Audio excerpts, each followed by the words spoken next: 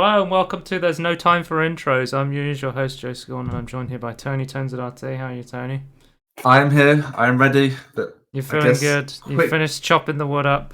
Let's go. Yeah, let's go. Wood Right. done. Podcast go. Introduction. Amazon Games sucks. That's my introduction. So you know how Yes. they've been gimping the Twitch app. This is just the beginning of the podcast. So it's the best place to complain about something before I have to try and get through the mountain of news that has come out the past 2 weeks. You're okay. You know how it was. I like the Twitch app because you could use the Curse Forge on it. They cut Curse Forge off and sold it to Overwolf, and now when you want to install Twitch games, instead of using the Twitch app, you have to install another app called Amazon Games. So that what the fuck is the Twitch app for anymore? Nothing. Literally nothing. Cause it used to have a mod. It used to have like a mod thing for CurseForge, and then it would have a games thing, so I could download my games off the app. But now now to use that, it redirects you to Amazon Games, and you can't use anything but Amazon Games now. That's pretty dumb. Okay. And the UI is fucking terrible, and I've used it, and I gotta say it's annoying. Have you linked GOG to it? Did that not help the launching of it? I have the third-party Twitch app add-on for it, but I don't know if that works with Amazon Games now. No, so you haven't tried it then, okay. I don't know. Well, speaking of because there's some quick Amazon news we'll go through.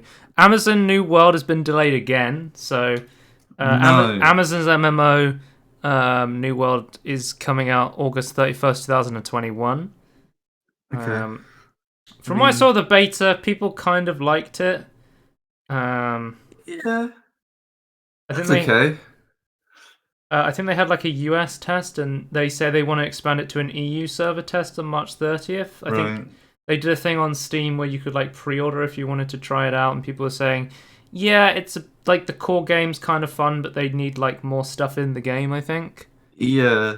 The core idea looks okay, but there's not much. They did better than Stadia. They tried. Okay.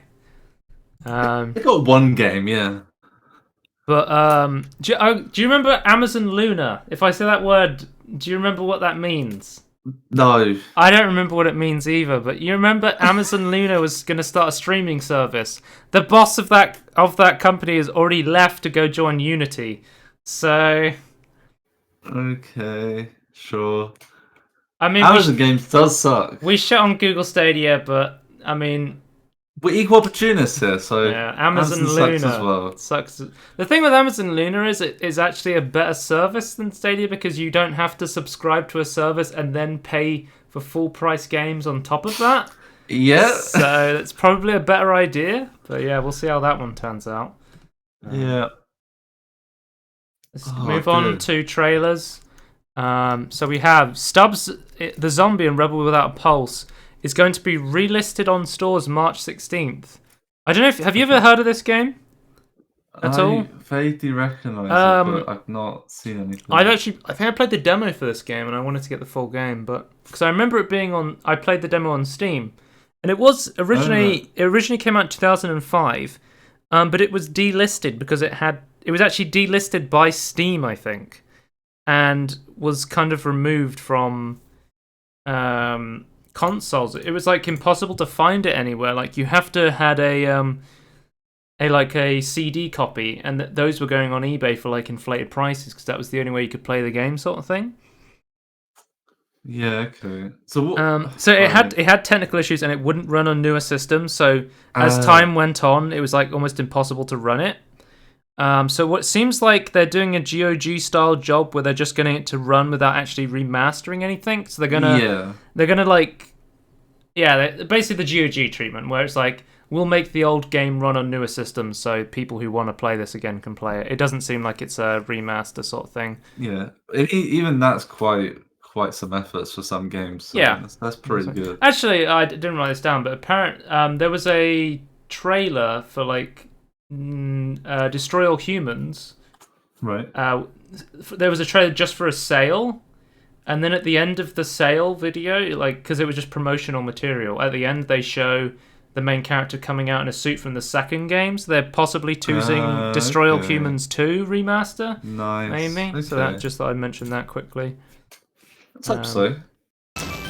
Minute Fun Racer. I don't know. Have you ever heard of the game Minute? It's a Devolver digital published game. But basically, the idea was you had a minute to try and complete the game, and you would learn like new things that would help you complete the game in that 1 minute sort of thing. Yeah. They're making a spin-off game. They're calling it the Minute Universe of games, but this is Minute Fun Racer. And the cool thing about this is 100% of the purchase from the developer and Devolver is going to charity forever. So there are 3 tiers of purchase, all of which give you exactly the same content, but it allows you to just donate more money to charity, basically. Which I thought was pretty interesting, because I think it's like £2, and then you can go up to like £5 or £7 if you want to give more money to charity while buying this game. I immediately was like, oh, what charity is it? Because obviously transparency is nice when you're getting a game and they're saying they're going to give money to charity. It was kind of hard to find out, but from what somebody said on Twitter, they said they will support various charities throughout. Doctors Without Borders and Special Effects are first up to be the charity. I think they want to change the charity and have it rotating, maybe, so they can keep supporting different charities. Yeah. So that's cool to see. Subnautica Below Zero, seaworthy update. This update will bring the ending of the game. Subnautica Below Zero will come out of early access on launch. Will launch on May 14th. So the full game of Subnautica Below Zero will be out, Tony. So if this is kind of the point I was waiting for, because I waited for Subnautica to fully come out, and I was like, well, there's a new game. I fucking love Subnautica. So I might as well just wait for them to fully finish Below Zero before trying to play an early access sort of thing. Yeah. But like the actual ending of the story is not available. The ending of the story will come with this release, so it will be feature complete on that release. So that's pretty cool to see. Yeah, Rumble support. Well, this is a whole new. From what I've read, people are saying it's cool. There's kind of more stuff There's more stuff on the surface because of the ice aspect. Oh, okay. That's there's more story stuff. There's more stuff. You know, it's just if you like Subnautica, obviously there's more Subnautica basically. I guess like a lot of the back end hard work on the engine side, or like the tools to bake the game, were done in the first Subnautica game, so they could get the actual content out. But I swear this is a lot quicker development cycle than Subnautica.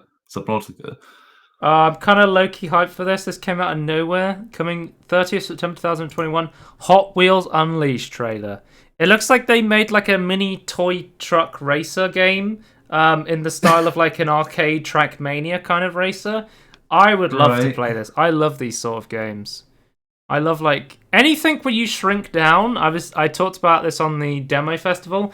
We need more games like where you get shrunk down and it's all small scale. Obviously, we're going to probably see a bunch of depth of field effects to help with that effect. Obviously, it's just a cinematic trailer so far. I think the only thing I've really seen of Hot Wheels recently in games was they did a DLC car in Rocket League. I like the idea of like the level editor sort of thing where they're changing the tracks and it's, you know, the orange Hot Wheels track that's getting changed around. That looks really cool. Yeah, that's pretty cool, yeah. We don't know too much about this apart from a trailer and a Steam store page, but obviously this is something to keep an eye on because this is the sort of game that I would love to play, so I thought I'd talk about that. System Shock official teaser trailer releasing in summer 2021. There is the latest demo is available on Steam if you want to try the System Shock full this is the remaster, so just for people who are confused, this is the full HD remake, basically, of System Shock, made by Night Dive. There is a enhanced edition, which basically is more so getting the original game running on newer systems, but this is a full HD remaster. If you've never heard of this before, this is the game that inspired lots of things like BioShock. Lots of immersive sims were inspired by System Shock. So I feel like I have anomia for this game. Nostalgia for something you've never experienced. Because I've played, right. I've played like other system. I was going to say other system. I've played other immersive Sims games. So I feel like this is right up my alley, and I should play this. But I've never played System Shock. I think I played the demo ages ago, but I don't think I ever made a video about it. But yeah. Okay. But I guess there's there's so many elements or ideas from this in games that you played that it's it's triggering. Yeah. It's still that's kind of nostalgia, but like not for the whole game, just like for elements of it, I guess. But that's releasing summer 2021 on Steam, GOG, on Epic Games. We got It Takes Two official gameplay trailer, and it has Joseph Fares narrating it. I love listening to Joseph Fares just talking about video games. You love to see it. He's showing us the gameplay. Yeah. So this is coming out on March 26th, and I got to say the gameplay looks really fun. Tony, it's another game where you get shrunk down and you're like toy-sized. But I think from watching the gameplay, it looks like the gameplay is much more engaging than it was in A Way Out, which I'm very hyped for. It seems like they've got lots of ideas with this one, where there's lots of mechanics and puzzles and platforming in it. I cannot wait to play this. I'm a big Joseph Fares fan, so we'll have to check this one out. Hopefully, we'll see if this is in the full cock vision, like A Way Out was. I don't think there's any full cock in this game. You never know with this man. He 1 minute's on stage, and the next minute he's saying "fuck the Oscars." You never know. It's a bit cheeky, so we'll have to see. Yeah, that's in the trailers. Quick news. Let's try and get through. What? Explosive honey. Okay, I'm in. Count me in. Yeah, it does look pretty cool. And I think like they may have it set up so you always can combo with your partner, sort of thing. Yeah, that looks really cool. This does have way more gameplay than any other games that he's directed. Yeah. Yeah. So moving on to quick news, Tony. Golf It game of the year. I've been playing Golf It a lot recently because I don't know if you've seen me talk about golf with your friends. I then played, I've seen you talk a little golf journey on. We talked about that on Tangerine. I believe that's out now.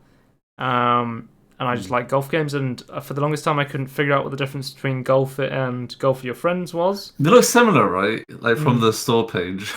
TLDR, Golf It level editor is 1,000 times better, and therefore the custom maps are 1,000 times better. And now it has VR support. I was going to say it's getting VR support, but the VR support is out. It's out? Okay, right. I played it yesterday, actually. Literally yesterday. Right, okay. It came out on Saturday, and I played it it came out on Friday, sorry, I think. Right. So, yeah. Okay. And I was like, let's stress test this. Let's try and run it on a custom map, something it's not designed for. And it worked pretty well. It's similar to another golf VR game I played in the past called Minilands Golf. I played that ages ago from like 2016 or something. Like, there's not that many golf VR games, but it's definitely something that's very fun. And the really cool thing I like about this is I love VR games that I can play in VR while my friends are playing on computers, because obviously not everyone else has VR, but there'll be a Tangerine coming out about this where I'll go deep dive into Golf It. So this is still in early access then? It's not like on Steam early access, but it's still not like a 1.0 release. Yeah. They went for like the tactic of, we're just gonna not fully release it, but we're not gonna say it's like in early access sort of thing. Oh, it says early access on Steam. Yeah, but it's not like listed as in early access with like the banner, right? Yeah, it's got. It is early access game, yeah. Oh, it is. Okay, I was gonna say okay. Yeah, so it's still in early access because my friend said to me, he was like, "Oh, Golf It's made a lot of progress, but Golf for Your Friends, it only came out it didn't come out that long ago, and Golf It's been out since 2017. I said, no, that's not true. Golf It came out of early access in 2020, but it's been around the same amount of time. So don't be fooled by games that have come out of early access and now have new release dates in the past, year. I wish it had original early access release date and the actual release date on Steam. But I thought it was also. Yeah, it is still in early access. So we are getting closer to 1.0 and 0.8, which was the VR update. Yeah. But as you can see, it's pretty fun. And I will be talking about the full game if you're interested in a Tangerine video. We have a lot to cover, so we got to keep going. I can't show you all this great VR footage of me playing. Not now. Golf It. No, not yet. In the Tangerine. So to just quickly mention, it's supported on HTC Vive, the Pro, the Cosmos, the Index, and the Rift. I tried it on the Vive yesterday, and it definitely worked. Not yet tested the Oculus Quest. My friend tried it on the Quest yesterday, and he couldn't get it to work. So if you're looking at this and you have a Quest, I can't guarantee it's going to work at the moment. It's still very early access, the VR. There's definitely a lot to be added, but it is functional for what it is now. And it is pretty fun. Okay. Okay, that's cool. Okay, let's move on. Oh, just a quick aside. We're talking about how Team. I always want to call them Team 17 because that's the name of their publisher. Ukulele was going to publish their own games, such as Okie Dokie Games, the creator of A Little Golf Journey. I posted on the Little Golf Journey. I think the discussion forums and said, hey, did I 100% complete the demo? And the developer responded and said, yes, you 100% completed the demo. I got all the bonus objectives. So we have it confirmed here, guys. I am a new world record, 100% a Little Golf Journey, 100% world record holder. Why did they respond? What do you mean, why did they respond to me? I'm kind of a legend on the Little Golf Journey world. I think I'm one of the few people who actually 100% of the demo. I mean, he did say in his reply, it was fun to see some players already trying to 100% the game, but I don't know if anyone else actually 100%ed the game. And if they did, they have to challenge me on speedrun.com, because I'm going to go for that number one spot when the game comes out. So we'll see. Anyway. Next up, this is a funny piece of news. Valve banned a developer who recently changed his name to Very Positive. So when you looked at the reviews and you looked at the developer, they were very close together. So you would look at the developer's name and the publisher's name, it would say Very Positive, and you would go, oh, this game has very positive reviews. Yeah, I saw the Twitter post that they're making. It's completely... I'm gonna assume lying because what didn't make any. I didn't say anything oh yeah, we understand that it's a bit confusing. But we still like the name. It's just no. It's all they said was we don't get it. We're gonna appeal. Basically, they admitted to trying to exploit the system and then said they didn't agree with the decision at the same time. So they told Vice here. I noticed that the publisher developer name is located very close to the reviews and has the same color, and I decided to use it for my purposes. Steam users make conclusions about information when seeing familiar words and don't spend too much time reading all the words.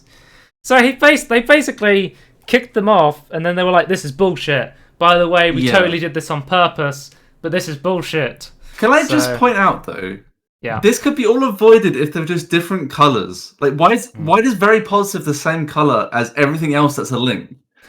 I think it's why not make Very Positive green? Yeah, I think it's just a blue theme basically they have. And that's fine, but it's not that Mostly Negative is still blue. They can change the color. Mixed is yellow. Mostly Negative is red. Positive could be green.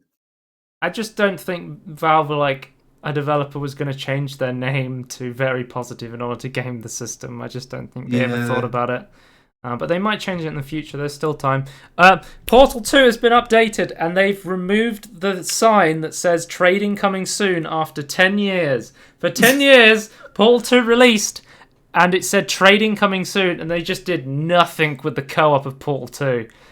There was going to be a trading system. There's one hat you can wear in Portal 2 that was a pre-order bonus, and it had all of this stuff laid out, and it was like, this is coming soon. And then they were like, oh shit, 10 years later, we still have trading coming soon in the game. Let's remove that. But yeah, the one big update was they added the small update of this was they added Vulkan support for Portal 2 as well. Right, that's good. So this is very good for Linux thanks to VK3D, which converts DirectX 12 to Vulkan as well. With that technology, you can play non-Vulkan games such as Cyberpunk through Proton, which has never, Cyberpunk famously has never supported Linux. So they've got Cyberpunk running on Linux now, which is kind of crazy thanks to technology that can convert DirectX to Vulkan. So yeah, that's crazy. And it is 5 years of the Vulkan API now. So happy birthday to Vulkan. Yeah. Interesting to see that. Crusader Kings 2 is getting a monthly subscription for DLC. So basically what this means is the base game is free to play for Crusader Kings 2 and has been succeeded by Crusader Kings 3. There's 13 major expansions, 12 unit packs, 14 music packs, 10 portrait packs and more that you can subscribe to for £4 a month. The subscription is optional.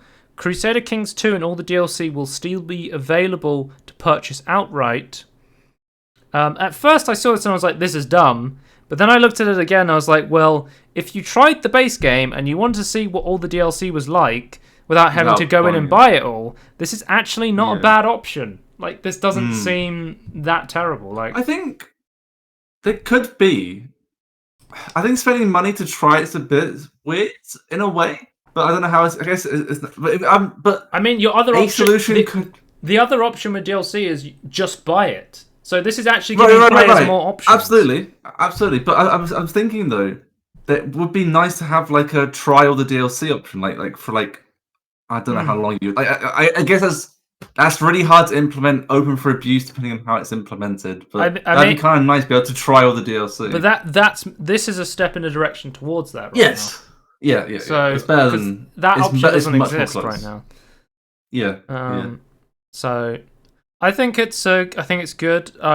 I think it would be a good idea if other games did this, where they as long as they let you buy the DLC outright, if you want to. Yeah. Offering another way for players to experience a whole mountain of DLC without having to go in and buy everything and not sure what they want to buy or what's important to the game is a good idea. It just gives gives consumers more choice, and I think that's a good idea.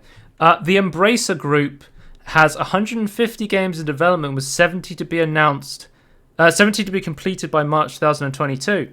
And the Embracer Group CEO Lars Wingforce has announced that Valheim has now sold close to 3 million copies. And I was like, who the hell is this mysterious Embracer Group? Are they some sort of like shadow corporation that's just come out of nowhere? No, they're THQ Nordic. They've just changed their name for some reason. What? Yeah, the Embracer Group is THQ Nordic. I don't know why they changed their name to it. I was confused for the longest time. I kept saying news about this mysterious Embracer Group, and I was like, why the hell is this Embracer Group come out? And they just keep releasing tons of games, and I'm like, oh, they're just THQ Nordic. Don't worry, guys, don't panic. So I think the big conglomerate, the guy at the top, have renamed to the Embracer Group, but they still have the THQ Nordic company underneath them that is their own entity underneath it as well. But so it's like the holding company in a way, almost holding company. One down from that. Yeah, if you see any news about the Embracer Group now, just realise it's THQ Nordic, basically, if you're confused. Yeah. Overcooked All You Can Eat Edition is headed to Steam, Switch, and the last generation consoles. I talked about this before, how this was coming to consoles, and I was like, why don't they just bring this to Steam? It seemed like the better version of the game. And it seems like they are doing it now. So this basically puts Overcooked 1 on the Overcooked 2 engine, and it's the only way to play Overcooked 1 in online multiplayer, because if you don't know, Overcooked 1 only has local multiplayer. Oh, right, okay. And this will make it 4K, 60 FPS, and cross-platform multiplayer is coming soon. So if you know someone who owns this on like has this on an Xbox or a Switch or something, you'll be able to play Overcooked cross-platform with them as well. So that's cool to see. It's a good way to play Overcooked 1 multiplayer because obviously people aren't doing local co-op these days. You can kind of use the Steam. What's it called? Remote play. There is an update to remote play actually recently, but they've made it with remote play so that you can now remote play with someone even if they don't have a Steam account. I think it is. In remote play together beta, you can with anyone, no Steam account required, needed to join your game with a click of a link. An image here. Okay. You will, however, be prompted to install the app. It does not work in the browser. So basically, they don't need a Steam. You don't need the person you want to share your game with through remote play doesn't need a Steam account, but they do need to download Steam in order to be streamed the game to. It's not. Yeah. It doesn't work in a browser like Xbox, xCloud, or what's the Google Stadia. The shit one, yeah. Yeah. Oh, there's going to be another demo festival, by the way, Tony. What? No in way. June. In June, right near when the sale would be. I wonder how that's going to go. Is it like before the sale? Because it's normally like the end of June, the summer sale, right? Yeah, it's gonna, but it's gonna be close. It's gonna be in June. June 16th and June 22nd will be the demo festival. I'm wondering then if it's going to be like, oh, here's some games you can try out, but so when the sale comes, you can be like, oh, I've tried that already. I might give it a buy. Okay. I'm scrolling. There's a lot of scroll. Keep scrolling. Deep Silver and 4A Games have announced Metro Exodus PC Enhanced Edition and also revealed more details for the PlayStation 5 and Xbox Series X and S upgrades. So now Metro Exodus on PC will feature improved ray tracing and DLSS 2.0, which is very big over the original DLSS. Yeah, that's gonna be big for that game. I've used DLSS recently because I played Ghost Runner. And I gotta say, Ghost Runner may be the worst optimized game for DLSS and ray tracing. I talked about this when I tried the ray tracing in the demo, and it was terribly optimized for it. And it seems like the full release is still terribly optimized for ray tracing and DLSS. So I'd love to see an update. It still looks good without ray tracing, so I'm not. Yeah, it does. But like turning it off and on with the ray tracing, like the puddles, you can immediately tell the difference. But it's like a difference between like getting 140 FPS or getting like 60 FPS. You know, it's quite big. DLSS 2.0 has been added to Neo 2 on Steam, so you can now play Neo 2. What's the Neo 2 one? Is that like these? It's like a JRPG sort of game. Oh right, okay. A Mansocore action RPG. I have no idea what that means. It's a Japanese game, so it's a JRPG. It's a Souls-like JRPG. So how's it a Souls-like? What? Well, that's the tag. How can it be Souls-like JRPG? I don't actually know what makes a Souls-like entirely, to be honest. So well, JRPG is usually more like Final Fantasy style game, but it's like turn-based or queuing up or But it's similar to. It's more like I'm gonna compare it to a non-Japanese game that it's probably closer to. What's that game called? Ghost of Tsushima. Because everyone's like, oh, Ghost of Tsushima is one of the best Japanese Dark Souls style games. It's like it's not Japanese. It's set in Japan, but it's not made by a Japanese company. No. But yeah, Codemasters has officially joined the Electronic Arts family. There was a big bidding war to get Codemasters, and they've officially gone to the EA graveyard. So rest in peace, Codenames, Codemasters. We remember you fondly. Following the success of Jedi The Fallen Order and the failure of Anthem, EA has allowed BioWare to make the next Dragon Age a single-player RPG. Previously, it was planned as being a service game that was going to be online. Is worth mentioning that the Anthem is officially dead at this point? That we have an update on Anthem, and the update is that Anthem is dead. That is the officially update. Completely kaput. Yep. Development has now completely ceased. No mod funding. Yep. There might be bug fixes, but basically, if you don't know, server showing down. Let me check. Do we know that yet? We will. They said they're going to continue to keep the Anthem live service running as it exists today, but they're not going to do a big overhaul update. So they're going to keep the lights on, but there's no remodeling going on. No. Yeah. Because there's been reports there's only been 10 to 30 people working on the Anthem remastered version all this time. It's it's probably gonna get cancelled. But it's cool to see that. It feels annoying that we even have to say this, but it's cool that BioWare is allowed to make a single-player RPG. Yeah. They're allowed to make Dragon Age a single-player RPG, which is kind of insane. Before the podcast, I was like, wait, RPG single players actually sell? They actually sell? People want them? It's yeah. What the hell my friend doing? Todd Howard knows it too well. Apart from that time, he tried to make Fallout 76, and then he's still trying to make Fallout 76. Right. I think Todd Howard doesn't know anymore. Grand Theft Auto 3 and Vice City have been reverse engineered. If you don't know, we talked about previously how with Mario 64. Somebody reverse engineered the original code and compiled it so that if you had a copy of the ROM, you could recompile it with that and then get it running on a native PC port and stuff. Have you clicked? Did you see the GitHub link? Yeah. Okay. So this will make modding important to other systems a lot easier. Somebody already used this to port GTA San Andreas Android to the PS Vita. So someone's already used this to make a mod. But apparently Take-Two has issued a DMCA takedown request for the reverse engineered GTA 3 Vice City code.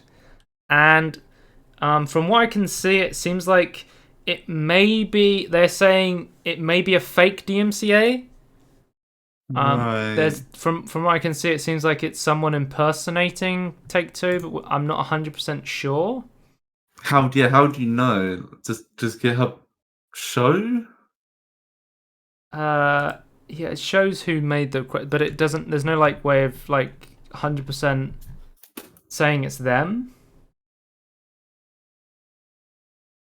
They just because he shows the request and it just because every time you request to take down something on GitHub, you have to have fill out a full DMCA request saying hey, this is the copyrighted material that was taken from us, and they just linked to the Rockstar website and then took every single file on GitHub and said we own all of this. Right. Okay.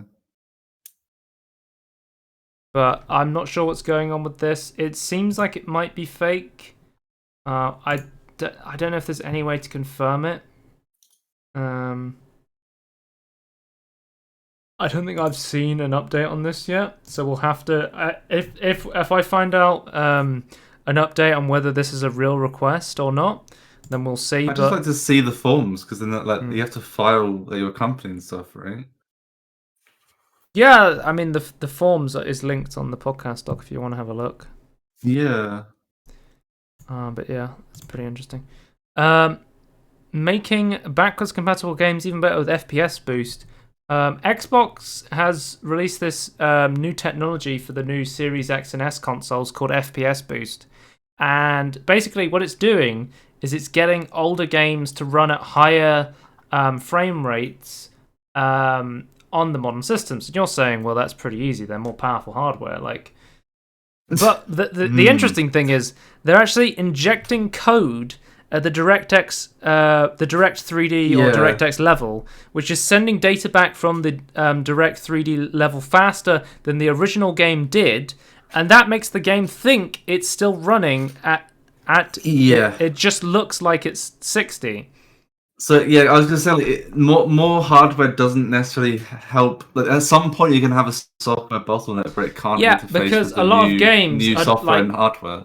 A lot of older games are designed to be run at 30 FPS, and then increasing the frame rate can actually break the game a lot of the time. Yes. But the interesting thing about this method is, for the game, it still thinks it's running at the original FPS, which is why this is a really interesting technology. There is a full breakdown on Digital Foundry if you're interested in this. So if you want to check out a full video on how this technology works, It's pretty interesting.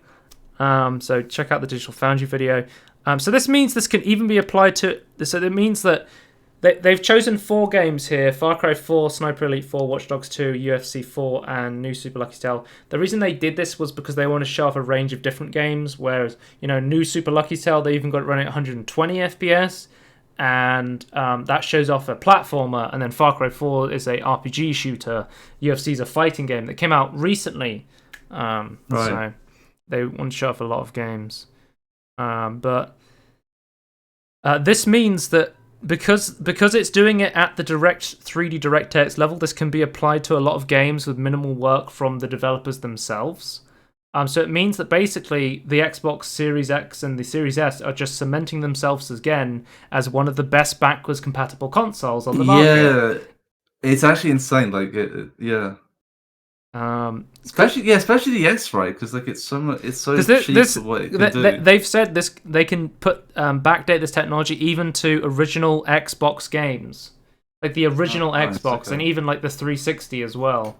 If you wanted to play some 360 games, that'd be really cool.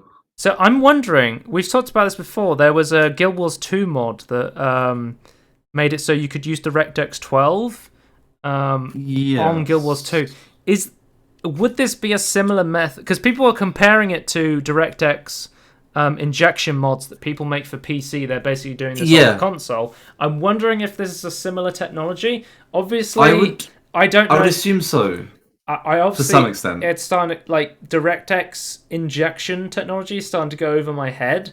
So if anyone knows more about DirectX 3D injection technology, let me know, because this is starting to fly over my head a bit, because it's getting a bit technical.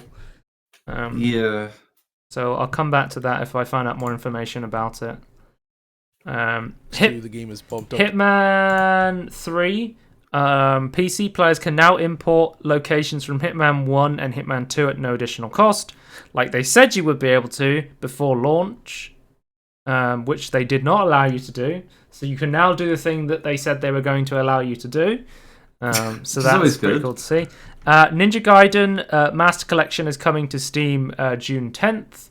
I don't know anything about Ninja Gaiden, but I might check this out if there's something interesting about it. It's more of a fun game. I played a little bit of it. Magic the Gathering is getting Warhammer 40k and Lord of the Rings expansions. What? This is part of their initiative called Universes Beyond, and it'll be a new series of cards that will feature crossovers with other franchises. So, I assume this will be similar to like the Godzilla crossover they did before. Yeah, I'm not feeling this. I think it's pretty cool. Like the idea you could be playing Magic cards, and then one of them will be like a Space Marine, and one of them will be like Gollum or something. I'm not feeling it. I don't like it. I don't like that at all. That just seems wrong to me. Okay. Like it doesn't gel with me at all. I think it's pretty cool, but okay. I don't like it. How'd I do? Quick news at 38 minutes. Let's go. It's a lot better than I usually get. All right, chumps, let's do this. Only took 26 minutes. Okay, it's the main news of the podcast, guys. Peter Molyneux's 22 Cans has been hit with layoffs. You hate to see it, guys. In a statement issued to Eurogamer, 22 Cans insisted development continues at the studio despite the layoffs. An undisclosed number of staff were made redundant recently. Unfortunately, there are a number of factors, including projects reaching a certain stage in their development. We can confirm that a number of roles at 22 Cans have been made redundant, 22 Cans said. Development at the studios continue, however. Fingers crossed, we're still going to get the skateboarding gun game that we saw from that Red Bull documentary. Yeah, I still sound like a good idea. Like, it still seems really cool every time I look at it. I mean, we haven't got any information in, obviously, a couple of years now? Famously, 22 Cans was founded in 2012 to invent the amazing experience Curiosity, What's Inside the Cube. I then went down a rabbit hole because... They when speaking to Peter Molyneux in an interview recently, I think in the past couple of years, I think it was 2019. So actually, let's the guy who was in charge of keeping track of Brian Henderson was fired years ago, because I thought that tied into 22 Cans hit with layoffs. If it doesn't make sense to you, Brian Henson was the guy who won Curiosity Cube. And if you've never seen the winner's video of Curiosity Cube, it was Peter Molyneux in like a white room. We've done it as a thumbnail for the podcast before.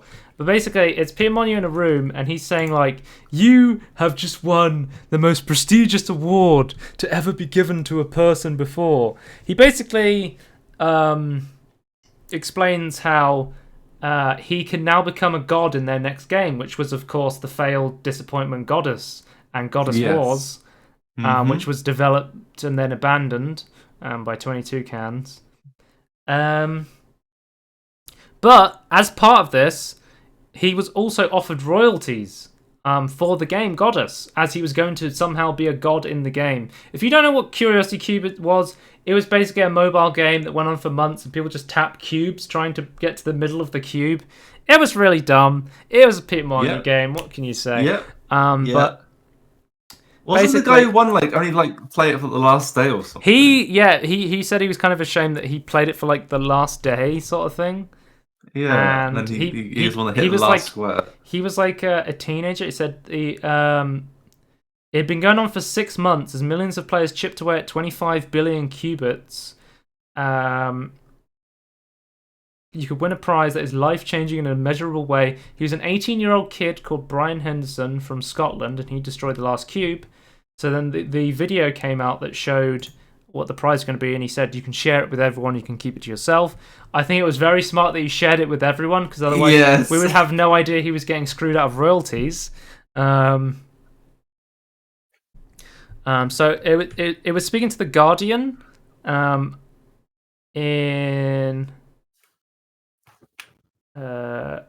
he spoke to when he was speaking to The Guardian. Let me get the date. As of January 2015, Henderson has received little to no contact with 22 Cans, and in light of recent departure from the studio along with lasting issues with the multiplayer, Henderson likely won't be able to collect any portion of the game at all, and once he does, it will only be for 6 months or even less if another player overthrows him, who will then take a portion of the profits. So speaking to The Guardian, Molyneux actually explained that the person in charge of keeping in contact with Henderson left the company and no one was ever reassigned the position, an act which Molyneux called inexcusable. So the reason that Brian Henderson was never given his winnings for being a god and profits from the sales of Goddess was because the guy that was supposed to be in charge of keeping track of him was fired and they never thought to get someone else to do it. That was his excuse. I just love people who's like, oh, it's so inexcusable. Oh, so you do something about it? No. It's just inexcusable. It's inexcusable. Will you fix it? Next question. But 22 Cans has been hit with layoffs. Is there a guy that's keeping track of the next person to win a crazy competition that's going to be life-changing? I don't know. But if you're kind of disappointed with this story, upon learning about the controversy, indie publisher Devolver Digital and Devolver Roll7 decided to include Henderson as a non-playable character in their release as Not a Hero, which you have a spotlight video of. So yes, he was kind of a god. He was involved in a video game, despite he's in a better video game. Yeah, that's true. Much better. And then the next piece of Peter Molyneux news, Larian, Baldur's Gate 3 developers, open a new studio in Guildford. Now 6 studios worldwide. Are they the next hot contender for the best dev from Surrey, Tony? Yes. We now have definitely. Baldur's Gate dev opening up in Surrey. I kind of have a soft spot for Larian, so I'm going to say yes. Well, we've had... Who's won it so far? We had Big Chungus on the PS1. We had... Sean Murray won it, didn't he? Yes. On the last Meme Awards. Hello Games. Hello Games, yeah. So we'll have to see if Baldur's Gate 3 can get there. Last year. Sorry? Who did we give it to last year? Best game from Surrey? Or best game developer from Surrey? No Man's Sky. We've only done 2 Meme Awards. No, we've done 3. No, we haven't. We've done 3. One was a podcast. Okay. If it existed, I can't find it. So. Okay. I think we've only ever done 2. We've only done 2 as an actual video series. Yes. Anyway, there was a bunch of Stadia news, but there was so much that I was like, oh, we're gonna have to make its own section. Stadia will now come pre-installed on Chromebooks, and by pre-installed, this means the Stadia link does not show up as an Android app, as has previously occurred. Instead, Google is installing Stadia as a progressive web app, an app that is essentially a self-contained web page allowing you to play Stadia via a browser instead of an app. This also allows Google to quickly update the PWA with the most recent content and updates. So Chromebooks are now shipping with a Google Stadia bookmark. This is essentially what this is saying. Okay. Right, I understand. That makes more sense. Okay. Class action lawsuit against Google. So Bungie and id Software are being sued by a class action lawsuit right now for claiming Stadia would run their games in true 4K. Google Stadia is technically capable of running games at 4K, but the feature was limited due to one device, the Chromecast Ultra, until March 2022, when Stadia's web client added 4K support. However, many graphically demanding games are actually rendered at a lower resolution than 4K. So this, I think, a lot of like console or streaming stuff, they get around this by saying it can play games at up to 4K, and they never make the direct claim that it will reach 4K. But I don't. It seems a bit flimsy, the case. I don't know if they're gonna be able to get the lawsuit to go through, especially considering it's Google. I'm not sure. Because I think, like they say here, like Red Dead Redemption 2 is actually rendering at 1440p, despite them obviously advertising that Stadia would be at 4K. It was 1440p 30 FPS according to Digital Foundry, and Google and id Software initially promised that Doom Eternal would run at true 4K, but then they actually upscaled from 1080p to 4K. So this is like getting into waters where, like, if I said the game will run at 4K, but then I made it run at 1080p DLSS upscaled to 4K, that's what I mean. Is that technically 4K or not? That's the real question. I think this is I don't like Google's thing, but I don't think this is going to go through. I think that's a bit stupid. Okay. Google Stadia news. Guys, we got an update on Terraria. Terraria has now got access back to its Google Stadia account. And they've said, after a month of pushing and with the immense support of our fans, Google finally reached out to us and we are able to provide a lot of transparency around the situation and to restore access to all of our Google accounts. And now they have announced that they are deciding that they will allow the upcoming launch of Terraria on Google Stadia to proceed. So Terraria is back on Google Stadia, guys. Don't worry. It's coming back. The guy got access back to his Gmail account, and now he's completely reversed on the decision to take. Can I just say, if I was in their position, I wouldn't, because this sounds like such a hassle for so long. Like, it's such a piece of shit. It was like a month. No. It was like a month of trying to contact support. And I'm pretty. And as far as I assume he still lost all of his backups and stuff. Yeah, so somebody on Reddit said, if you're worried about being locked out of your Google account, this is from Reddit user Cesar33. If you go to takeout.google.com and you uncheck everything except Google account, you should get a zip file with some HTML in it, and you can open it, and the first one and your next to your account ID will be the creation date. This will be at the top. And this is one of the best ways. If you ever get locked out of your Google account, if you know the exact creation date next to your account ID, this is one of the easiest ways to get access back to your Google account. So going to takeout.google and having this saved on your computer... Don't share it with anyone, though. Don't share it. Yeah, is probably the best way to make sure if you ever get locked out, you can get back into this information. But don't share it. If it's that easy to recover an account with that piece of information, don't share it with anyone else. It's a secret. So there's legit no other way to figure out your creation date without doing that. So that is, you have to basically Google lets you export all the data they have on you, so you can have a look what they have. But basically, you basically untick everything, and then you just click on your Google account, and then that will allow you to see your Google. I would suggest you download that and you you encrypt it somewhere on your computer. That's probably the best way to do it. Yeah. Next up, Stadia was actually struggling to fix Journey to the Savage Planet bug after firing the developers who made the game. So Google Stadia actually acquired Typhoon Studios at the end of 2019, who made the popular game Journey to the Savage Planet. They shut down their internal studios before they made a single game and let go of 150 employees, including Typhoon Studios. The Stadia version of the game was released on the day that Google announced they were getting rid of the internal studio. God. The bug actually caused the game to freeze on the main menu, making it unplayable on the Stadia version.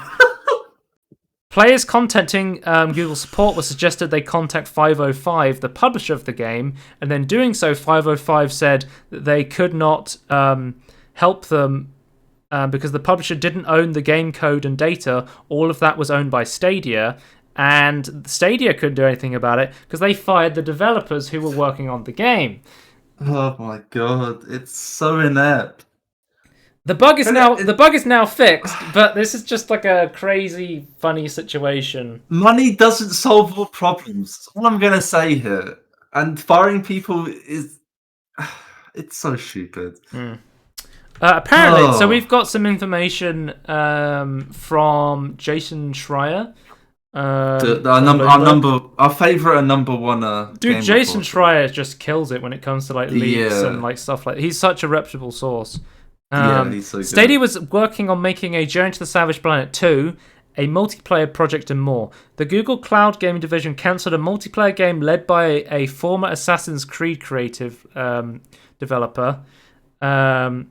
Stadia actually backed out of proposals from Hideo Kojima, the creator of Death Stranding, Metal Gear Solid, who said he wanted to make an episodic horror game to them. And Stadia was like, nah, we don't need an exclusive Stadia title from Hideo Kojima. There's going to be a episodic horror game. Like, what the fuck were they thinking? It's like, there's only 3 people. There's only 3 developers that people know the names of, and one of them is Hideo Kojima.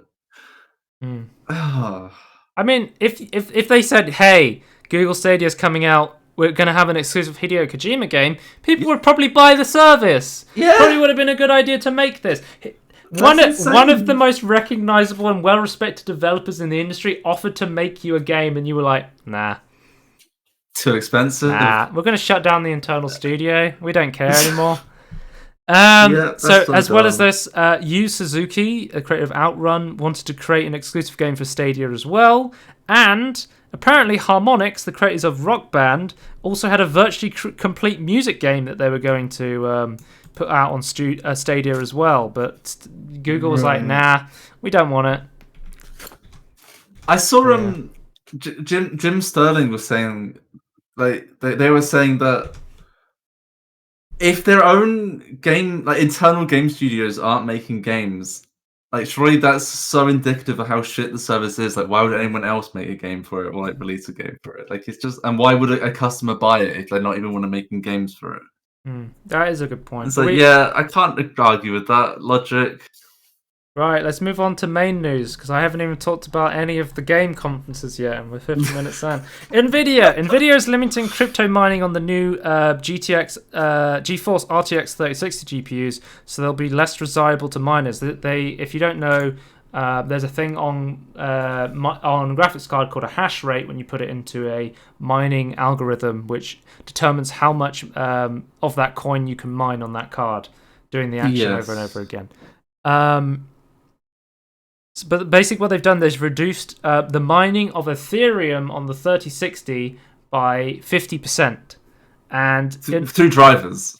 They've also launched the Nvidia CMP for professional mining. And what this does is it's basically the CMP card does not have graphics and it lacks display outputs. And the idea is this will enable better airflow while mining, so they can more densely be packed, and they have a lower peak core voltage and frequency, which will improve mining power efficiency. Like mining card, when you're mining on a card, you don't need the graphics on it. So if you're specifically looking for a card for mining, this might be a better option for you. Although it would make it way worse for the secondhand market. Yeah, it's like because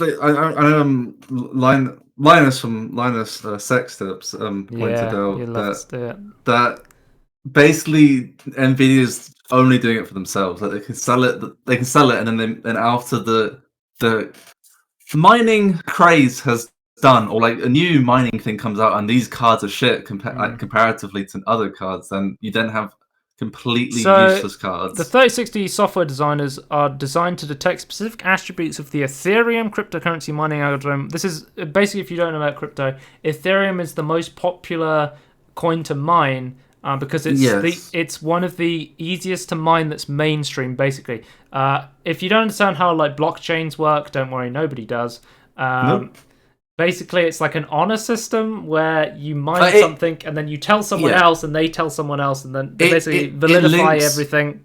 Yeah, so it links. It's like a big chain of what links. Like you have to include everything, all transactions previous. So if you try and cheat it, and because everyone's working on the same transaction system, if yours is wrong, like you get delisted basically. But the thing is, as blockchains get bigger, it's harder and harder to mine something. Yes. And so basically, you may be going, well, Bitcoin's worth the most. Why don't I mine Bitcoin? Bitcoin has a huge fucking blockchain, so it's very hard to actually mine any Bitcoin that's of substantial value. Even more stupid, that was by design as well, that they wanted Bitcoin to do this, and I don't understand why. But like, Ethereum is hard to mine, but it's probably one of the most viable mainstream coins that you can mine, which is why they're specifically limiting it for this coin only. Yeah, my understanding of Ethereum is that it was specifically designed in competition to Bitcoin and remove this like purpose-built inflation, basically. Yeah, there's like I don't want to get into the technical. There's like the idea of centralized exchanges and decentralized blockchains and that sort of stuff. Like it does get very. It is very mathematical and technical, yes. I don't know as much about it as I would like to, so obviously I can't talk too much about it. But apparently, when talking to PC Gamer, Nvidia said it was unhackable. End users cannot remove the hash limiter from the driver. There is a secure handshake between the driver, the RTX 3060 silicon, and the BIOS firmware that prevents the removal of the hash rate limiter. It's unhackable. The Titanic is unsinkable. No one will be able to do it.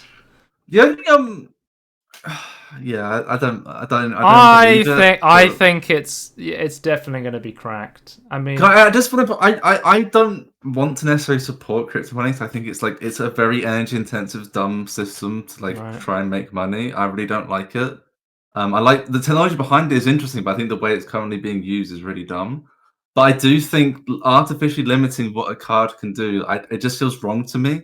Even as someone that isn't a crypto miner, it feels wrong to artificially do that. Let's talk about why Nvidia is doing this. If you don't know, if you've been living under a rock and you haven't tuned into the podcast, graphics cards stock is super low and demand is super high. And one of the major reasons is because crypto mining is super popular, and the Nvidia graphics cards for gaming are the best cards to use for mining cryptocurrency.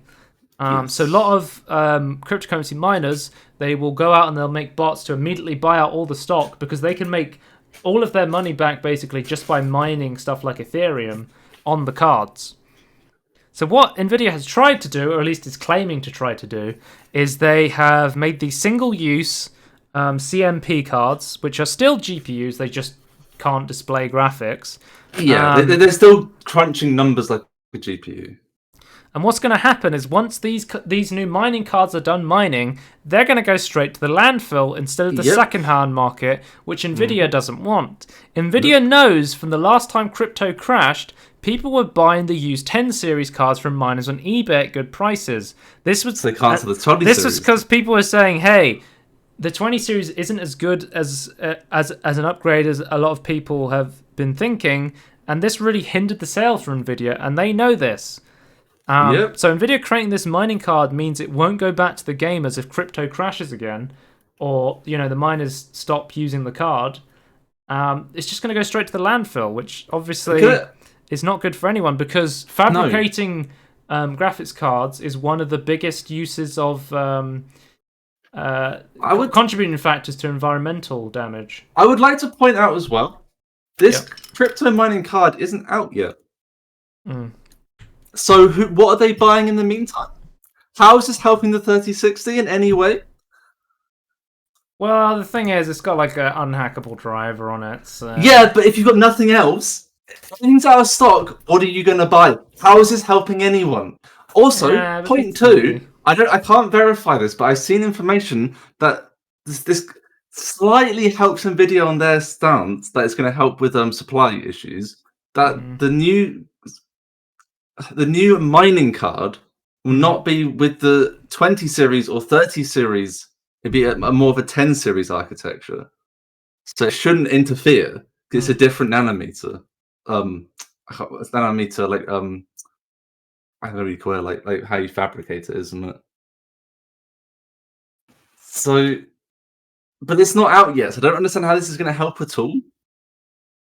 When it comes out, it's going to be the next best thing since sliced bread. Yeah, I think it's just a load of shit. Like, so I think this is I think it's obvious, but Nvidia says it's not limiting the performance of GPUs already sold.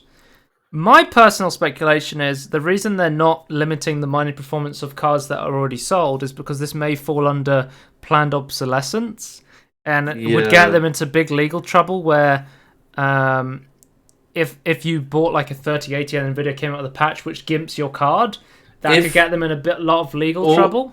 Also, if what they're saying is true, where it's like an actual handshake between the silicon and the driver, then it wouldn't be in the older cards. One thing they could do, this is more speculation from me, if they were to refresh stock of the 3080, the 3070, the 30 series cards, if they refresh stocks and they just put it under a slightly different serial number, they could re-release the current 30 series cards, but with this BIOS handshake driver on it that limits the mining on all the cards. Why? Okay, but why? Okay. Alternative idea. Why don't they start making more 10 series cards again? Well, they are making 2060s. They are making. Why don't they make 10 series cards again for both gamers and miners? That would. I mean, Tony, come on, that would make way too much sense. It's too much sense. Yeah. I'm sorry. Yeah, Nvidia just a load of asses. It's just a boneheaded move across the board in my opinion. Yeah, this is interesting that Nvidia is making a specific mining card because I think in Q4 of 2020, Nvidia made like 12 billion or something from graphics cards. Because because even though there's no graphics card in stock, like the most graphics cards ever produced was 2020. Like it's insane how much was produced. It's all gone.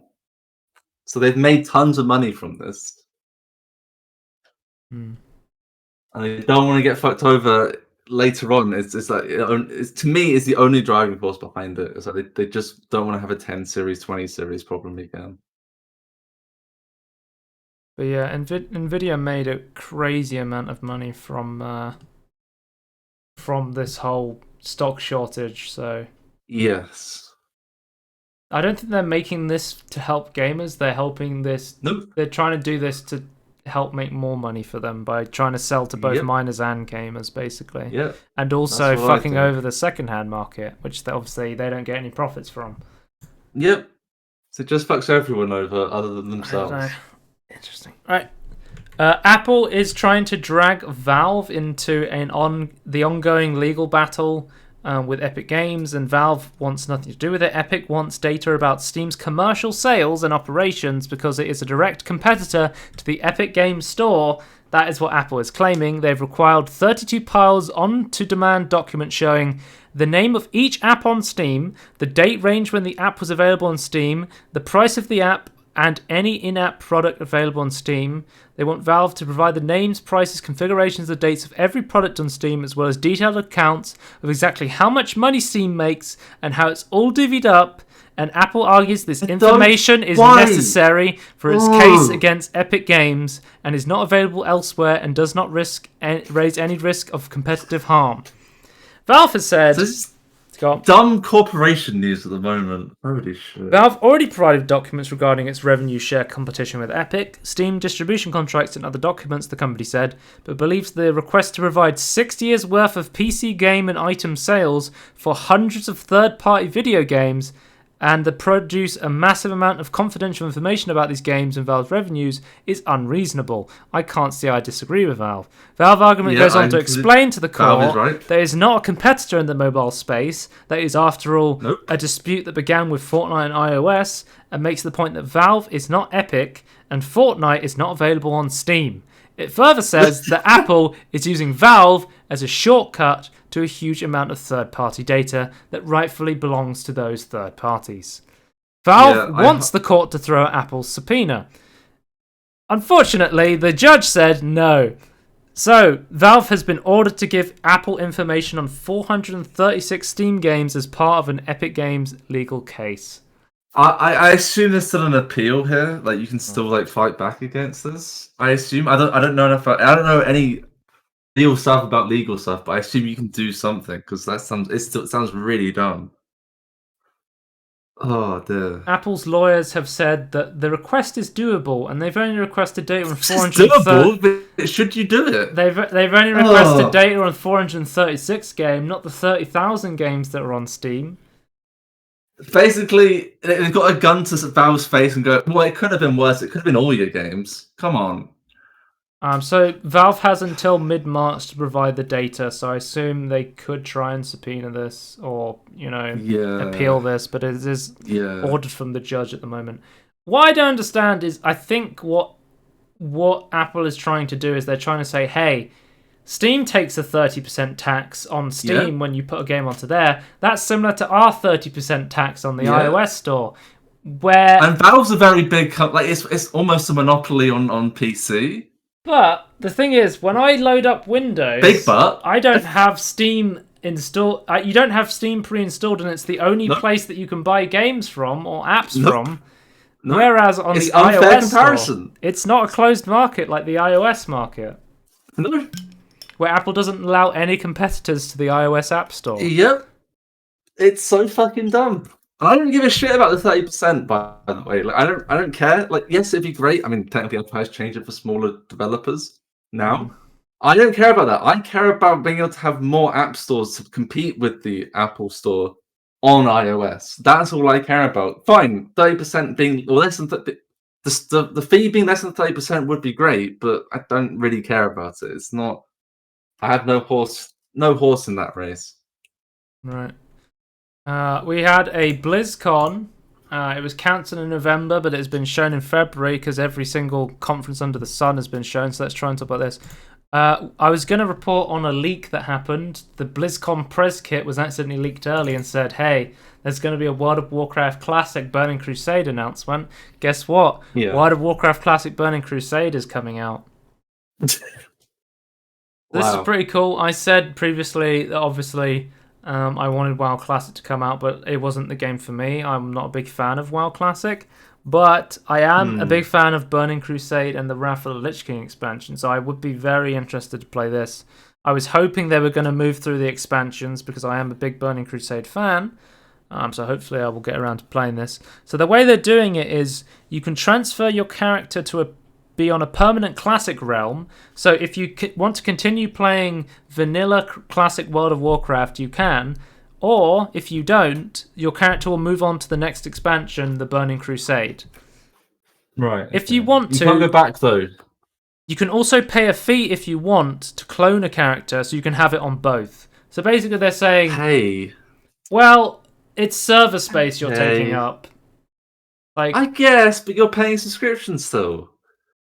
Yeah, but the thing is, eventually they're gonna go through enough expansions that people would want their character cloned on every single expansion, and at that point it was like they would have to keep player data for a character on 5 different expansions or something. The subscription fee is more than enough to cover that.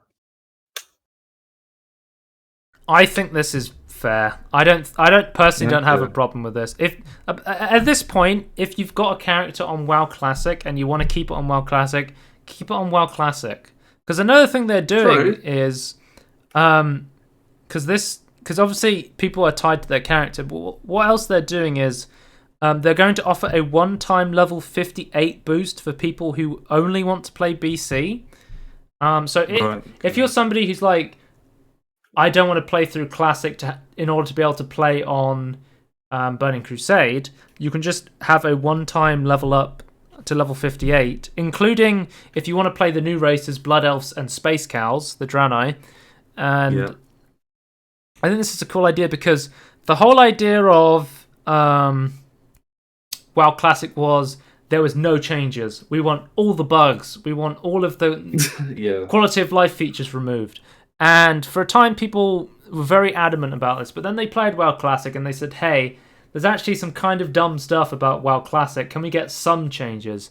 And it seems like, from the sentiment that we've seen of Blizzard, is that with WoW Burning Crusade, WoW Classic Burning Crusade, there's going to be some changes. There's going to be small changes that people want for the game. So some of the changes that have happened on private Classic servers have been basically, I don't know if you know about this, Tony, but paladins on World of Warcraft have what's called seals, and you get a different seal based on which race you are. And with the release of the Burning Crusade, originally you only had paladins on the Alliance, and you only had shaman on the Horde in the Classic. Okay. But in Burning Crusade, Blood Elves could be paladins, Draenei could be shamans. Right. Okay. So, Blood Elves had a seal called Seal of Blood, whereas Alliance had Seal of Retribution or something, I think it was called. But basically, Seal of Blood, Blizzard admitted, Seal of Blood was just way better than the other seal on the Alliance side. So what people did on private servers where they said, hey, it doesn't matter if you're playing on Horde or Alliance as a paladin, you can choose if you want Seal of Blood, the more powerful one, or you could use the other seal if you want to. And it seems like Blizzard is going to do this change to the official Burning Crusade Classic server as well. So that is a change from the original game, but I think it's a nice quality of life change that other people have done on private servers. So it makes sense that Blizzard would do that because, Blizzard going around looking at all these private servers, DMCA, they've got all these beta tests of their game already. True. They can see, hey, people like this, people don't like this. Let's, take these really small changes and add them to the game, and it just makes it better for everyone. They said they are going to update. So obviously the raids in Burning Crusade are notoriously very hard. I think stuff like the Sunwell Plateau and stuff like that where they got nerfed over time because it was impossible to clear. Some people hadn't cleared a previous raid by the time the next one came out. They said they want to update the raids to kind of remove the RNG unfair skills, but keep the skill from players. So keep the difficulty and the stats. What they're going to do is they're going to release the nerfed version of the bullshit RNG mechanic on some of the bosses, but then keep the higher health pool sort of things. They're doing a middle ground between two patches because obviously it was hard at the time. Obviously, we've seen from WoW Classic. Now people aren't playing on toasters and they're playing on full HD screens and they got more than 2 FPS. The raids are actually a lot easier now than people remember them being because the advanced in technology and knowledge. I don't know if you know this, but there was guilds clearing raids that took months on the original game in days sort of thing. Really? Okay. Basically, the biggest in WoW Classic, the biggest gatekeeper is knowledge. And back in the day, in 2004 or whatever, whenever it came, I think 2004 was Warcraft. 2008 maybe. World of Warcraft release date. When did that come out? Let me look it up. Somewhere around. Was it 2000? It was 2004. Okay, it came out a similar time to Warcraft 3. Right, okay. But yeah, so what was I saying? I don't remember. It's about how easy how knowledge makes it easier to do the raids. One of the biggest gating keepers of WoW Classic is not mechanics; it's actually knowledge. And obviously, back in the day, people didn't have widespread internet access of like stuff like Wowhead or stuff like that, where you could just basically go onto YouTube and someone's like, "Okay, this is how you defeat this boss. It's really easy. This is how you do it." So obviously, it makes sense that they're going to do some changes to raids, and the raids aren't going to be exactly what you remember, but I'm happy that they're doing some changes and they're listening to the community. I think removing a stupid RNG, I think, is always good. I think if you don't need it, just don't have it. And the final piece of news that I read about this was there's going to be no gold resets from characters. So if you spend a lot of time playing Classic and you've got tons of gold, you'll be able to continue that over to Burning Crusade. Some people are complaining and saying that they should do a gold reset because people have a crazy amount of gold on WoW Classic compared to what people would have had at the launch of Burning Crusade, where it would have cost you a lot of gold in order to save up to earn your like flying mount in the Burning Crusade. But if you put that effort in, I mean, obviously Blizzard doesn't want to, say, hey, all that effort you put into the game, we're just going to remove it. So I think this is a good choice. Yeah, I understand the problem there, but I feel like it's the lesser of two evils to keep it. Yeah, so the WoW Classic Burning Crusade is going to come out sometime 2021. I'm going to guess around August time, because that's when WoW Classic originally came out before, but we'll have to see. Yep. The next piece of big news will be Diablo 2 Resurrected. This has been teased for a very long time. Blizzard is fully remastering Diablo 2. They are remastering the graphics in 4K. There will be a graphics toggle similar to the Halo Master Chief Collection, which I quite like, where you can go between the remastered graphics and the original graphics, which is pretty cool. It will have full Battle.net integration, which is always a nice quality of life change to see. Same gameplay convert graphics. So the original Diablo 2 is in 2D, but they have basically put a 3D engine on top of the Diablo 2 2D engine. So it will be in 3D, and they've basically taken reference images and made it look similar in a 3D style, which I think is a nice change. It does look quite good, and I like the fact you can switch between the two. There will be cross-progression between the PC and consoles versions. Yes, Diablo 2 is coming to consoles as well, if you wish to play it there. So basically, the way they did this was Diablo 2 is completely designed to be used with a mouse and keyboard, but what they said was the game still thinks you're on a keyboard and mouse when you're using a controller. This is how they got around it. So it's kind of similar to like how the DirectX inject thing on the Xbox thing works, where it thinks you're running it at a certain FPS. A compatibility layer. They also said they were going to make remastered cinematics for this game, but I also distinctly remember in them saying that Reforged would have remastered cinematics, and that never came out, so obviously we will have to see about that. No, I don't think so. Obviously, I'm very skeptical out of this immediately because of Reforged. So we'll have to see how this comes about. But yeah, I feel like have you ever played Diablo 2? I've only ever played Diablo 3. That was my introduction to the Diablo games, and I really like Diablo 3. Myself. Yeah, I'm quite interested in this myself as well. I think I'll be playing this after it releases and I read the reviews. Yes. I know a lot of my friends love Diablo 2 and they're always talking about it, so I'll be very interested to play that with them. Because I love playing Diablo 3 with them. So, actually, I read something about Diablo 3 development still going strong. They've just like updated the follower system, so you can actually like fully trick out your follower with full armor, and you can even add some like legendary effects to your follower and stuff. It's pretty interesting if you're like interested in Diablo 3. The Diablo 2 Resurrected will include the expansion, The Lord of Terror. But you can play Classic without the expansion if you want to. Obviously, the expansion added new items and bosses and stuff. So if you just want to play the base Diablo 2, you can. There will be... This was really interesting. Diablo 2 actually has quite a lot of mods. They have announced there will be mod support for Diablo 2. But we'll have to see how that mod support goes, because obviously, if it's anything like Warcraft Reforged, there will be a contract you'll have to sign, and any third-party content you make for Diablo 2 will be forever owned by Blizzard. So we'll have to see how that goes. They have said they're adding some quality of life changes, so you can now compare items via a tooltip. So if you hover over the tooltip, it will compare items instead of having to hover over them separately. There's stuff like updated UI. You automatically pick up gold when you walk over it. Basically, just stuff that you take for granted in modern games like Diablo 3 will be in the remaster.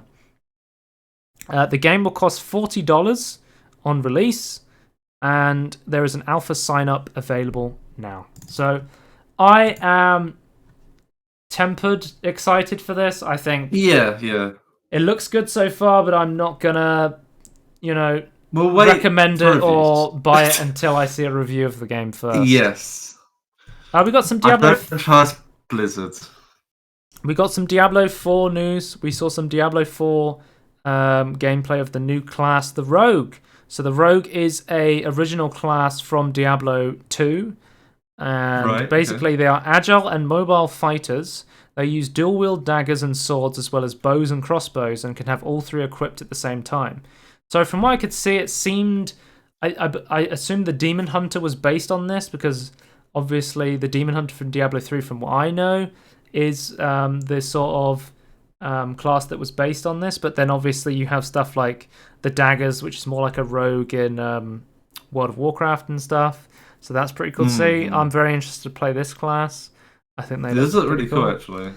There's 3 possible specializations. There's combo points. Some attacks create combo points, others are enhanced by spending them, which is pretty cool. That's similar to like how Rogue works in WoW. Shadow Realm, which briefly buffs you and moves you and some enemies into another dimension. Is this one where you play a children's card game? Yeah. Into the Shadow Realm. Actually, I think there's some footage of Shadow Realm I saw on here. Just show it if I can. Oh, here it is. So like this is Shadow Realm build, where you like drag enemies into like this like black and white Shadow Realm. That's pretty cool. And then exploit weakness. If you hit enemies during certain attack animations, you auto crit with bonus damage. So you pick one of these when choosing to work with an in-game faction, which offers unique quests, which is a rogue-only mechanic. Rogues are like mercenaries, I think, in the lore. Don't ask me about the lore of Diablo. I couldn't tell you. And there's going to be an imbue system, so you can imbue your skills with frost, poison, or shadow, which will add a secondary effect. It looks like imbue is its own skill, which applies a temporary buff. Of course, they went into more Diablo 4 stuff, so as we know, Diablo 4 is going to be more of an open world sort of thing, so there'll be item visuals depend on the part of the world they're found in. Mounts can be collected and customized, not just visually, but in terms of gameplay. So I don't know if you've seen like how in Diablo 4 you can actually mount up and ride around the world, similar to how you would. Nice. It seems like it's that aspect's a bit similar to WoW than it is the other Diablo games. I really like the look for actually then. But obviously they've said mounts are only for traversing around; they're not for combat, like they are in like a game like Guild Wars 2. So there's more like WoW where you get dismounted, right? Yeah, there's no mounted combat, but characters have specific dismounting attacks, sort of thing. There'll be camps, strongholds of evil in the overworld, which can be permanently liberated and reclaimed through quests, which will, of course, change the open world. Movement mechanics, climbing, jumping gaps to find secrets, and more vertically. There's going to be jump puzzles in Diablo 4, guys. It's confirmed. Okay, interesting. They then went to talk about PvP, the Fields of Hatred. Areas in the open world will be corrupted by Mephisto. You can collect corrupted shards in the world and cleanse them at specific event locations. While cleansing, PvP enables and players nearby are notified. Killing a player will drop their current shards. Cleansed ones are safe. Spend cleansed shards on items and other things, unclear whether they'll be cosmetic only. Some people will want it to be cosmetic only because some players don't like engaging in PvP. Some players will want a reward to actually engage in PvP because they enjoy the system. Killing players will eventually place a bounty on you, making you visible on other players' maps. If you survive for a time, you get rewarded. So I like systems like this where if you want to go around and kill other players, you can, but then consequences. There's consequences, and then if you're able to overcome those consequences, you then get even more rewarded. So that's it's risk reward and has interesting mechanics with other. Yeah, I like that. That's ears can be collected as trophies. Currently, there's no in-game mechanic for this. If you watch the cinematic trailer, you'll see like the rogue collects ears and gives them to a priest. I assume this is Diablo lore. And then character customization has been announced. You can change skin tone, hair color, eye color, makeups, and what tattoos are shown. So that's Diablo 4 news. Next up we have Hearthstone Mercenaries, and there wasn't much shown about this from what I could see. It is a single-player roguelite deck builder with diverging paths, battle choices, called Hearthstone Mercenaries. Is this Hearthstone Slay the Spire? Is this what Hearthstone's doing now? Yes. So people are saying, finally, a deck building game in Hearthstone. I'm like, well, isn't this what Dungeon Run already did? There was like a Dungeon Run single player game mode where you could progress through fighting enemies and you would unlock bundles of cards which you would then put in your deck, sort of thing. I do.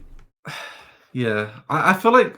Because I remember, I've not looked at Hearthstone in years. Right. I'm gonna be honest, but I remember back in the day, I was like, I wish I had single player stuff or more. It does have quite a lot of single player stuff. Yeah, it does now. Yeah. So, I guess that's good for me. But yeah, I've not actually looked into it. I assume it's more or less much the same. Like Hearthstone is still broken. Has it still changed? I don't know. I haven't looked into Hearthstone. Maybe I'll look into it once this sort of stuff. Yeah. Maybe I'll try out Hearthstone Mercenaries. I still see some people on Twitch play it. I think the big game on Hearthstone now is the auto chess game. Hearthstone Battlegrounds is the big game. Right. But there has been some stuff with that where even though that's a cool game because you start the game and everyone has access to the same cards, there's no pay-to-win element in it. They have done stuff where you can buy a battle pass and you get to choose from extra heroes, so there is a pay-to-win element they've brought into that, so I'm like, I'm kind of not sure about that. No. They have announced Hearthstone Classic, where there'll be a classic format that takes the game back to 2014, which I think is pretty cool, just to see like these really old cards that nobody uses anymore because they've been power creeped on by like super OP cards. I think I will. I might try and play that because that sounds funny. That we have WoW Classic, we have Warcraft Classic, we have Diablo 2 Classic, and we now have Hearthstone Classic. The natural I can't wait progression for Overwatch Classic. And they have announced a new core set. So basic and classic cards are rotating to wild, and there'll be a free earnable core set in standard, which in the classic format. So basically, what they're doing now is. There was like a basic set of cards you can unlock, but a lot of them are really outdated. So they're moving those away to the open wild format, and they're going to make a new core format that has a lot of cards that are very staple meta cards to help new players come in and play Hearthstone, which I think is a very good idea. So that seems pretty cool. And then, of course, talking about Blizzard remaking the same games over and over again. Blizzard Arcade Collections, Lost Vikings, your favorite game, Tony. Finally, a HD remaster. Well, it's like it's a big quality of life collection of Blizzard's classic arcade games: The Lost Vikings, Rock and Roll Racing, and Blackthorn. We can finally play The Lost Vikings outside of Heroes of the Storm, so that's cool to see. Yeah, finally. What I've been waiting for all this time. Tony, Nintendo Direct, new Mario Golf Super Rush. This is the game we've all been waiting for. This was the big announcement from Nintendo Direct. There's going to be a new Switch Mario Golf game coming June 25th, 2020, and it's going to have waggle-tastic controls with the Joy-Cons. You can play it like Wii Golf. Yeah. It's going to have a full story mode. It's going to have a speed golf mode where you can all try and hit the ball into the hole as quickly as possible, which I think looks pretty cool. And I think you can even play as a Mii character as well, through like story mode and stuff. It's pretty cool. I actually think this game looks pretty good, but I think a lot of Nintendo games look good. I just don't know the Switch, so. True. We'll have to see about that. Can't even buy a Switch, so. The Legend of Zelda Skyward Sword HD has been announced. This was one of the big HD remasters they announced. So pre-orders are going to cost £50 and requires 7.5 gigabytes of open space. Switches have 32 gigabytes of internal storage for reference, but you can, of course, get micro SD cards for storage upgrades. People are not happy about the price, considering this was a Wii title that came out, 10 years ago? And they're going to charge £50 for a HD remaster on the Switch. People always talk about the Nintendo tax that you pay if you're a Nintendo fan, but this Nintendo tax does seem pretty hefty. It's like double. I would not pay that. So this game. Okay, it depends on how much effort they put into it, I guess. But even so, this game used motion controls on the Wii, and there was no other way to play it but with motion controls. So you can use motion controls on the Joy-Cons, but the Nintendo Switch Lite exists, which doesn't have Joy-Cons. So what they've done is they've also adapted the controls to be able to be played on the Switch Lite with just the controller. So for the first time ever, you can just play Skyward Sword with a controller, basically. Is it that complicated to remove waggle or give options to not use waggle tactic to do something? It is easier. How complicated is it to make a competent online system? I mean, you're talking about Nintendo. That's true. To be fair, that's a little bit more difficult than just like rebinding keys to non-waggle tastic stuff. But I believe it's really the engineering side. It's just like what they want to do. Like it's like they've also said, I believe they said you can buy like a Wiimote and nunchuck accessory to play with this as well if you wanted to play it like on the Wii. So that'd be interesting to see. Yes, just what I wanted to do. I think people are kind of pissed off about this because it cost so much. It was really big, and it was I think one of the least liked Zelda games was being remastered on the Switch. So yeah, I've never played a Zelda game, so I can't comment on this. But I thought this was interesting news. I've never played this. I've never played a Zelda game either. Splatoon 3 got announced, and I was like, what the hell? This just kind of came out of nowhere, but yeah. Splatoon 3 is coming out in 2022. I don't know anything about Splatoon other than you can be a squid or a kid, and you fight with paint. Pretty fun. Yeah, it looks fun. It looks like something I would be interested in playing, but obviously I don't know that much about Splatoon. Miitopia was announced. The Miis are back. This time you can back and forth. This time you can customize your Miis with makeup. They've added next level Mii technology. Basically, I think Nintendo kind of forgot about Miis when it came to the Switch. They were heavily focused on the Wii, and then the Switch was like they're kind of put in the back. But there's new customizations for Wiis. There's actually similar to a 3DS game called Tomodachi Life. So this is basically the spiritual successor to a semi-popular inside the Nintendo core fans games. Wait, you'd be a Dark Lord in this? Hang on. Yeah, it seems like a basic like relationship building game, and there was I'm okay with this.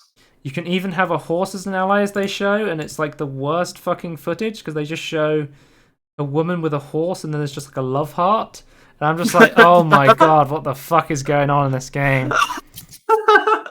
And I think you fight enemies to collect faces to give to your Mii, which unlocks new faces. I don't know. Yeah, you're unlocking new customization. There's Mii stuff for the Mii fans. I'm a big Mii fan. This is a Super Smash Bros. Ultimate, Tony. There is a brand new anime sword fighter in Smash. There's another fucking one. I've seen the from Chrono Trigger, no less. Yay! So Pyra and Mithra are going to be one character that seems to transform similar to how Sheik and Zelda transform in That's cool, actually. Because I have played Super Smash Brothers. I think it's not Super Smash Brothers Brawl. I think Brawl's the Wii. Is Brawl the Wii one? I have no idea. But that's the Super Smash Bros. I've played. I believe that is the Wii version. So yeah, I have played Sheik, so I understand that there's already a character that exists that transforms from one character to another. I don't know anything about Chrono Trigger, so obviously this is big news for people who like Chrono Trigger. Big news for me: Outer Wilds is coming to the Switch, which is pretty cool. So one of my favorite games is going to be accessible on a portable platform, which is called C. I'm really interested to see what this looks like on the Switch and how it handles it, because it's not an awfully well optimized game, and also it can be quite intensive, like the amount of things that have to be rendered at the same time. So I would love to see an Outer Wilds Switch port analysis from Digital Foundry. Hopefully that happens. Neon White was announced, and the reason I put this on here was because it looked interesting, and it's also getting a PC version. So Neon White is also coming to Steam, as well as Switch, and it's an action game with card mechanics from the guy who made Donut County.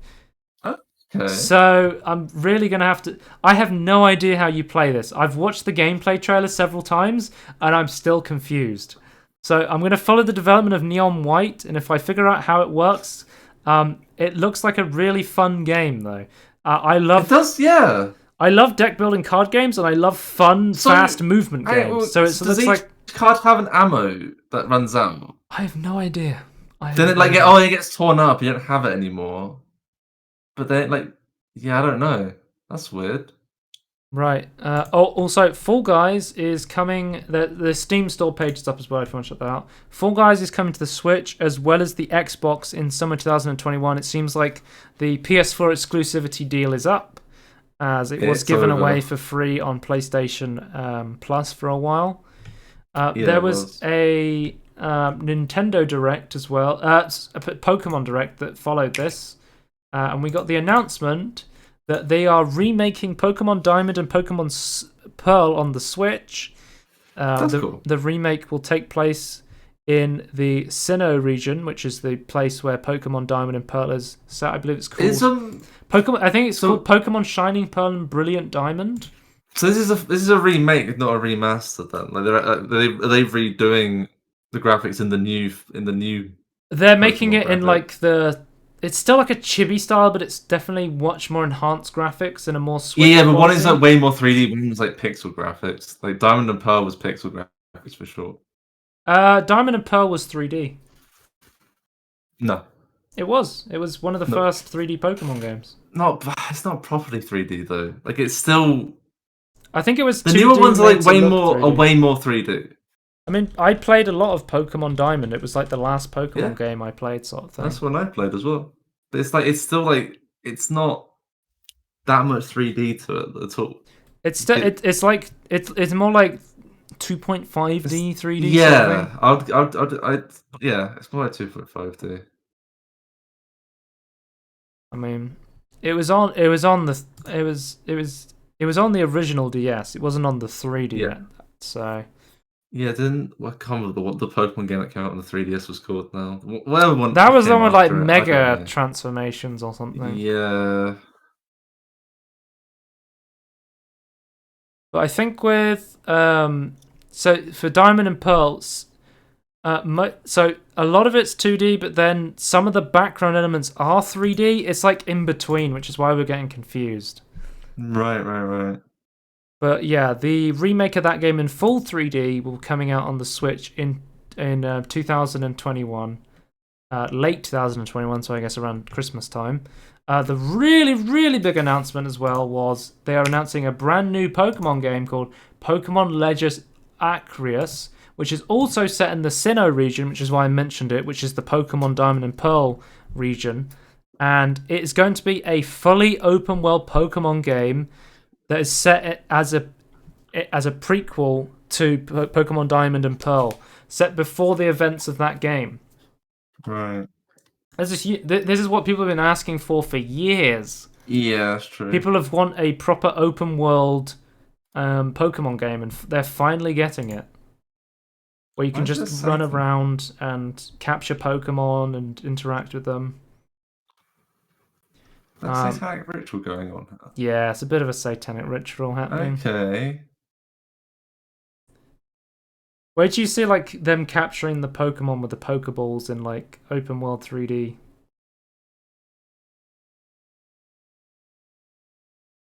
You know what? This is probably going to be similar to like Ni no Kuni, that game. That's like a open world Pokemon game. So. As someone who's played it, I can tell you this is what it looks like. Oh, okay, fair enough. Is something I imagine this would look at, actually. But yeah, obviously that's terrifying. Okay. From playing Pokemon, what's it called? Pokemon. I've technically played Pokemon Let's Go Eevee and Pokemon, the new one. I had footage for it for the podcast. Pokemon on the Switch. What's it called?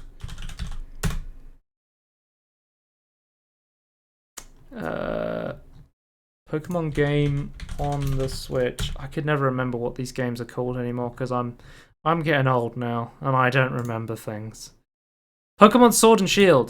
Pokemon Sword and Shield, from what I played of it, you were still locked off on where you could go. It was still like a set path a lot of the time. But it seems like this is actually going to be more of an open world sort of thing. So I am pretty excited to try that out. And we also got an announcement that Pokemon Snap will be in the Lentil region. No, not that kind of lentil. And that will be coming out on the 4th of April of this year. So if you're wanting to play the new Pokemon Snap game on Switch, you can play that soon. Pokemon is dead. PlayStation. PlayStation State of Play. We had another fucking conference from PlayStation, which we got some new game announcements, which I'll quickly go through before we end the podcast. The first game up we have is Returnal, which is a creepy RPG FPS with roguelike elements coming to PS5 and exclusive April 30th. I thought I'd mention. I put every game on here because I thought they were all interesting, but this one particularly, from what I saw of the trailer, it looked really fun. It kind of reminded me of Control in some ways. But if you watch the video, the graphics are amazing, and like I really love the aesthetic and the style. Yeah.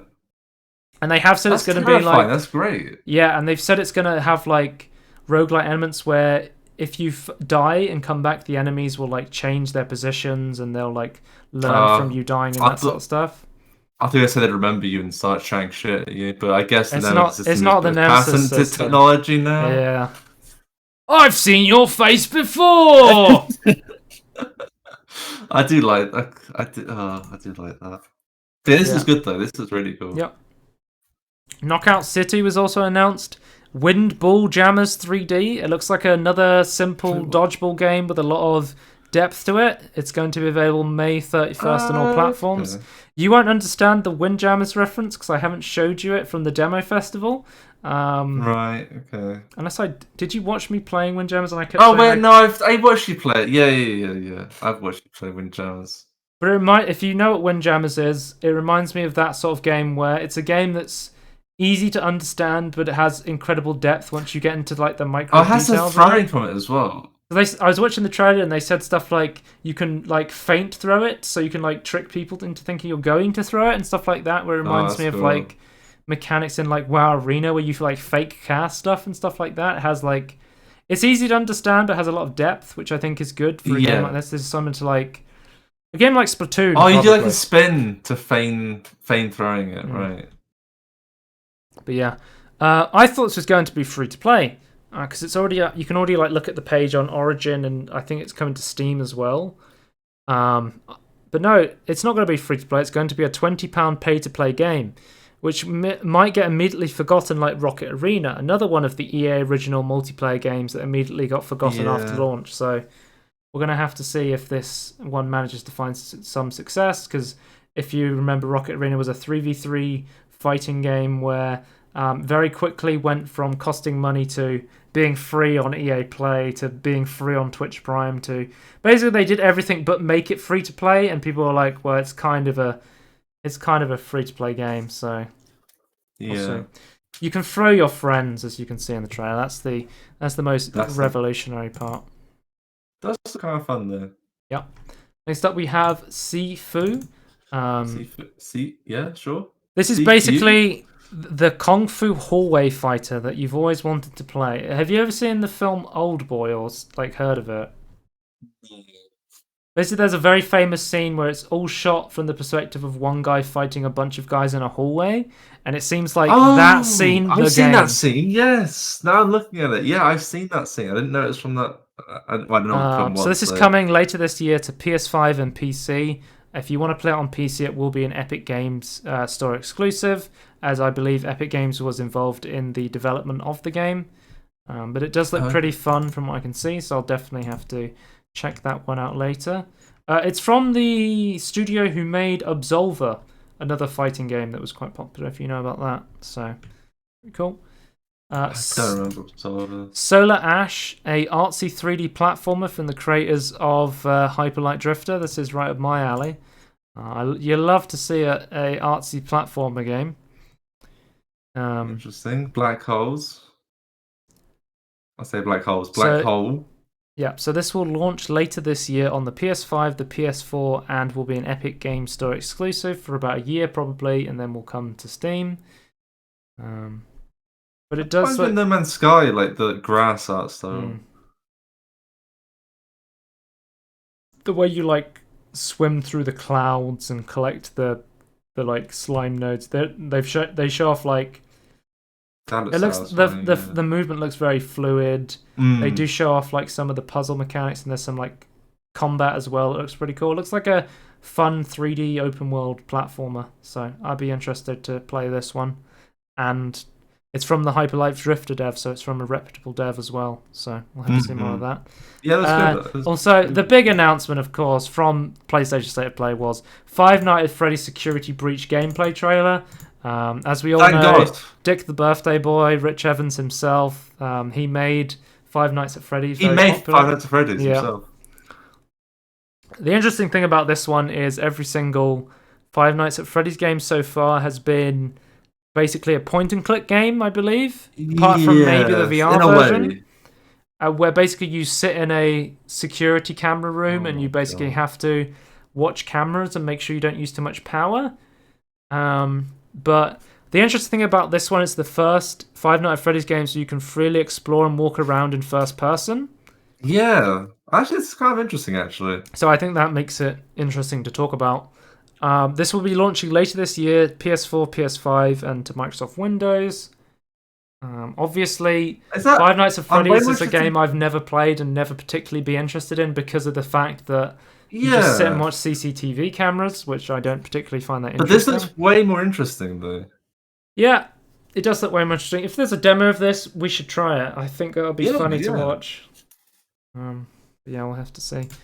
And then the last actual big announcement was Final Fantasy VII Remake Integrate is coming in April 10th, 2021. I was thinking how good this remake looks.